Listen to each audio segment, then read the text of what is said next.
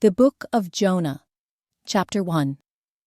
The Lord gave this message to Jonah, son of Amittai. Get up and go to the great city of Nineveh. Announce my judgment against it, because I have seen how wicked its people are. But Jonah got up and went in the opposite direction to get away from the Lord.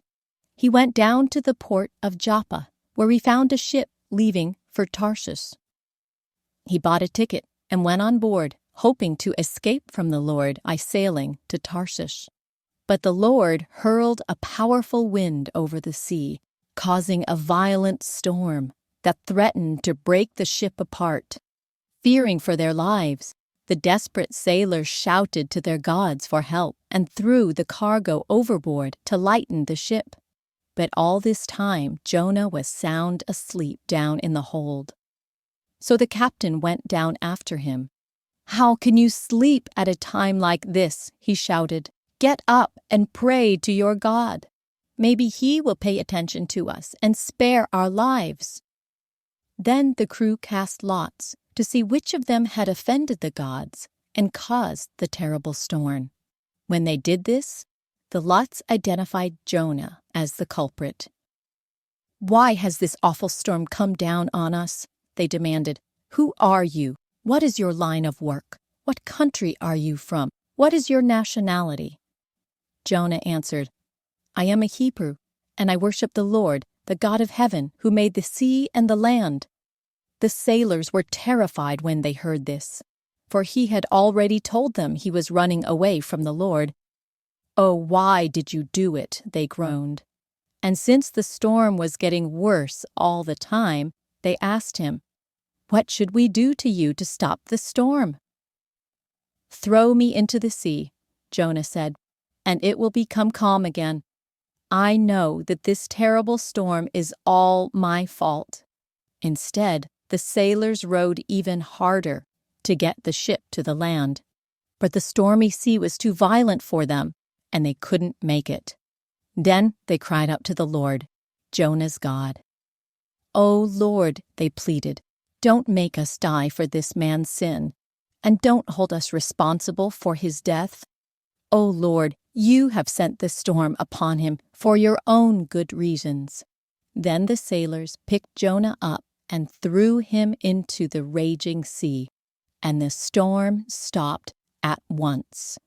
The sailors were awestruck by the Lord's great power, and they offered him a sacrifice and vowed to serve him.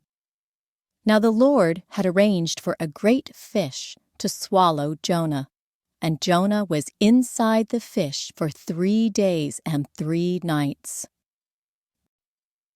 Jonah, Chapter 2. Then Jonah prayed to the Lord his God from inside the fish. He said, "I cried out to the Lord in my great trouble, and he answered me. I called to you from the land of the dead, and Lord, you heard me. You threw me into the ocean depth, and I sank down to the heart of the sea. The mighty waters engulfed me. I was buried beneath your wild and stormy waves. Then I said, O Lord, you have driven me from your presence, yet I will look once more toward your holy temple. I sank beneath the waves, and the waters closed over me. Seaweed wrapped itself around my head. I sank down to the very roots of the mountains. I was imprisoned in the earth, whose gates lock shut forever. But you, O Lord my God, snatched me from the jaws of death. As my life was slipping away, I remembered the Lord, and my earnest prayer went out to you in your holy temple. Those who worship false gods turn their backs on all God's mercies. But I will offer sacrifices to you with songs of praise. And I will fulfill all my vows, for my salvation comes from the Lord alone. Then the Lord ordered the fish to spit Jonah out onto the beach. Jonah, Chapter 3. Then the Lord spoke to Jonah a second time. Get up and go to the great city of Nineveh, and deliver the message I have given you." This time, Jonah obeyed the Lord's command and went to Nineveh, a city so large that it took 3 days to see it all. On the day Jonah entered the city, he shouted to the crowds, "40 days from now, Nineveh will be destroyed." The people of Nineveh believed God's message, and, from the greatest to the least, they declared a fast and put on burlap to show their sorrow.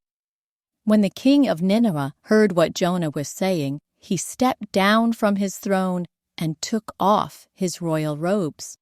He dressed himself in burlap and sat on a heap of ashes. Then the king and his nobles sent this decree throughout the city: "No one, not even the animals from your herds and flocks, may eat or drink anything at all. People and animals alike must wear garments of mourning, and everyone must pray earnestly to God. They must turn from their evil ways and stop all their violence. Who can tell, perhaps even yet God will change his mind and hold back his fierce anger from destroying us." When God saw what they had done and how they had put a stop to their evil ways, he changed his mind and did not carry out the destruction he had threatened. Jonah, chapter 4. This change of plans greatly upset Jonah, and he became very angry. So he complained to the Lord about it.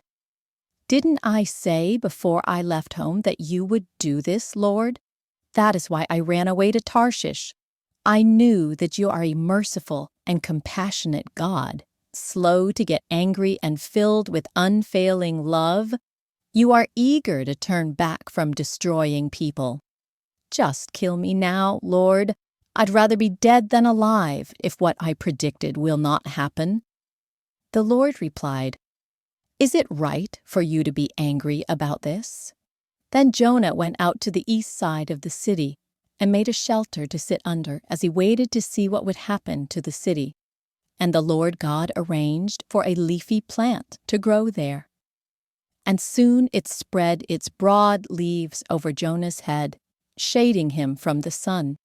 This eased his discomfort, and Jonah was very grateful for the plant. But God also arranged for a worm. The next morning at dawn, the worm ate through the stem of the plant so that it withered away. And as the sun grew hot, God arranged for a scorching east wind to blow on Jonah. The sun beat down on his head until he grew faint and wished to die.